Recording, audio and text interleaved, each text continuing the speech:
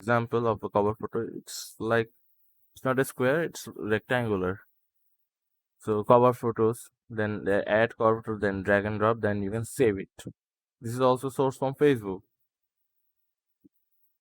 After you upload the photos, you can use the buttons in the top right of the preview to toggle between desktop and mobile views. Use these to make sure you're happy with grow how your images look in both displays. You can drag the image in the left column to adjust the repositioning and like this on the desktop preview. This is also a source from Facebook. When you're happy with your sections, click save. Ta-da! You have a Facebook business page. Alright, although it is extremely sparse. Of course, while the skeleton to Facebook page of your business is now in place, you've still got a lot of work to do before you share it with your audience. Step 3: connect your business to your WhatsApp. This is actually an optional subtopic, but optional method.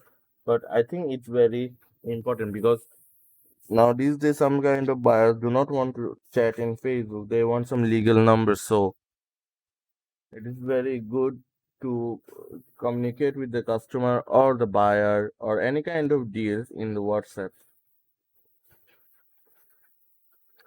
So after you click save, you will see a pop-up box asking if you want to connect your business to WhatsApp. This is optional, but it does allow you to add a WhatsApp button to your Facebook page or send people to WhatsApp from Facebook ads. So after that, connect to your Facebook WhatsApp number. We are going to select here the country code. If you are from United States, you're gonna press select +1 or UA. There will be the short forms of the country's first name. So after that, put your number here, then send code. This is also sourced from Facebook. If you want to connect your business WhatsApp, click send the code. Otherwise, close the window to continue without connecting WhatsApp. You will get one more pop box asking if you are sure. If you Since we skipping the this from now, we'll click leave. So if you want to skip it, yes, you can skip it. But if you want to put a number, then you have to type the number and type the same code button. Then you will get an OTP in your designated number. So check your mobile, then get the OTP, and then submit it to the Facebook page to verify your WhatsApp number. So now we are going to move on to the step 4, which is called creating a username. So guys, this is a very important part because a username is the most important thing for a Facebook page. This username always comes to the page's URL. So sometimes you have to you also call your vanity URL is how to tell people where to find you on Facebook. Your username can be up to 50 characters long, but don't use extra characters just because you can.